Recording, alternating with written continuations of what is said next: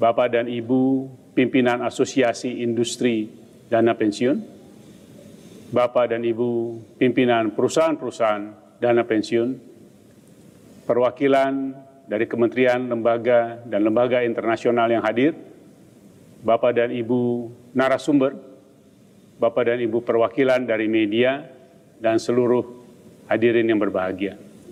Puji syukur kehadirat Tuhan Maha Kuasa, sehingga pada hari ini kita dapat berkumpul dalam acara peluncuran Peta Jalan Pengembangan dan Penguatan Dana Pensiun Indonesia. Peta jalan ini merupakan arah kebijakan bagi industri dana pensiun yang dapat menjadi acuan bagi seluruh stakeholders terkait dan merupakan roadmap yang ke-9 yang telah diluncurkan oleh OJK pada periode Dewan Komisioner saat ini.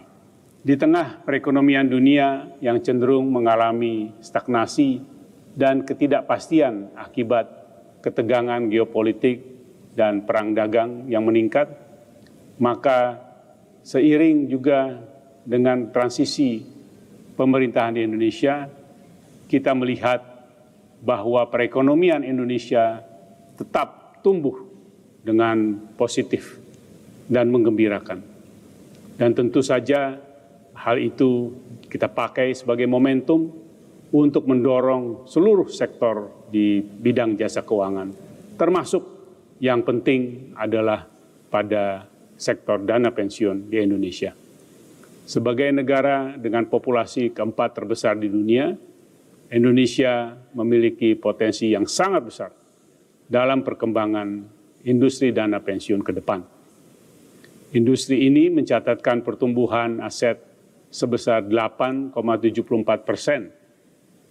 menyampaikan bahwa proporsi tenaga kerja Indonesia, baik formal dan informal, sebesar 142,18 juta orang, dengan total 58 juta pekerja formal dan 84 juta merupakan pekerja informal.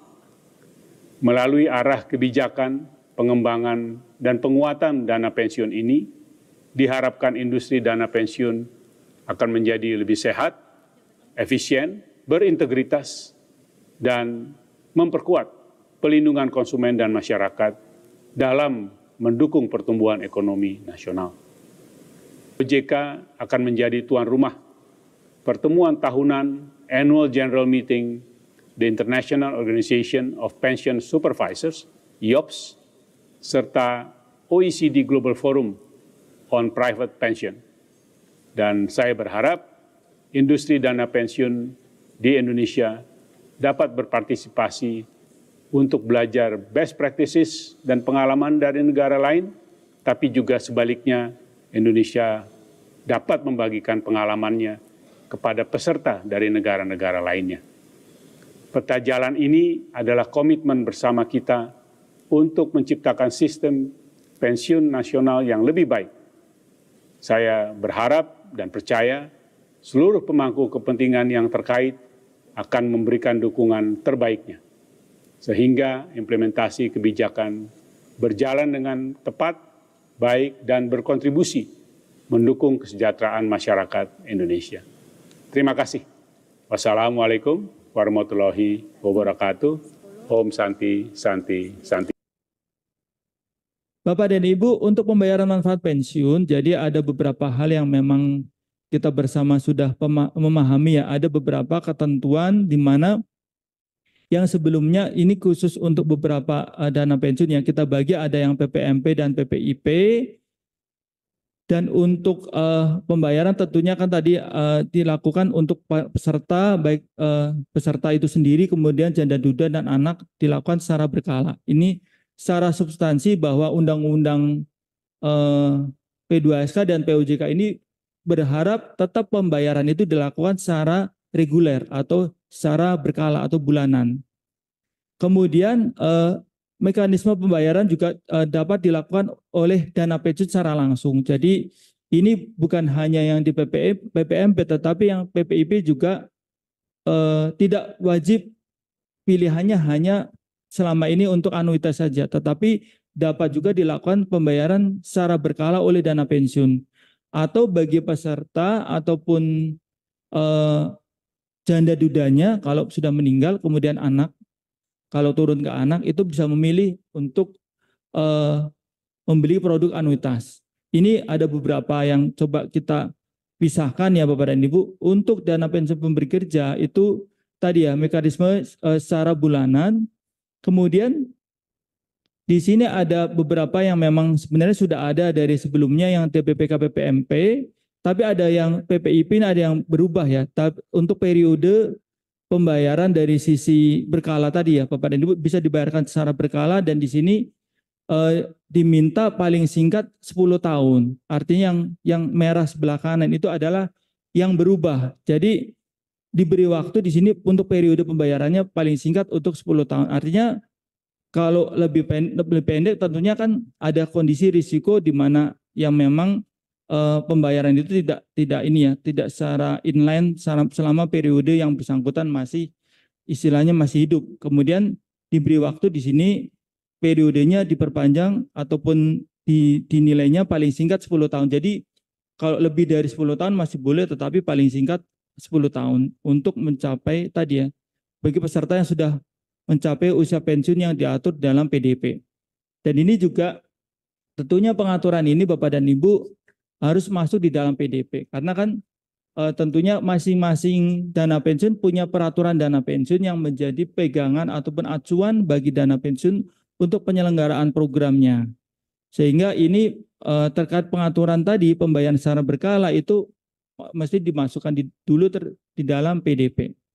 Kemudian bagaimana tadi terhadap risiko atas pengembangan akumulasi merupakan tanggung jawab dari peserta janda duda dan anak ini yang ada di PPIP maupun di DPLK. Kemudian di sini yang ditambahkan lagi adalah yang merah adalah PDP harus memuat pilihan pembayaran manfaat untuk manfaat pensiun untuk dapat dibelikan produk anuitas. Jadi memang kembali lagi kalau ada preferensi dari peserta maupun dari sisi janda dudanya itu bisa memilih untuk dibelikan produk anuitas. Baik, berikutnya.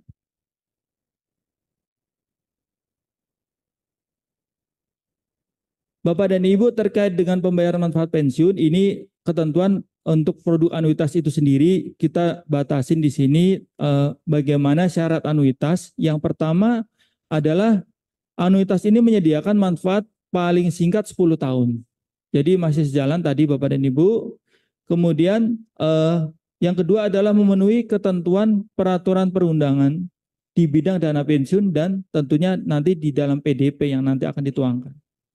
Kemudian yang ketiga adalah merupakan produk dari perusahaan asuransi jiwa yang selama 3 tahun terakhir memenuhi target tingkat solvabilitas minimum. Ini berarti harus dilihat juga kondisi kesehatan dari sisi perusahaan asuransinya. Kemudian yang keempat adalah merupakan produk perusahaan asuransi jiwa yang telah mendapatkan persetujuan OJK. Nah ini tentunya kita ada satu kondisi di mana perusahaan asuransi jiwa juga untuk produk anuitas perlu ada persetujuan.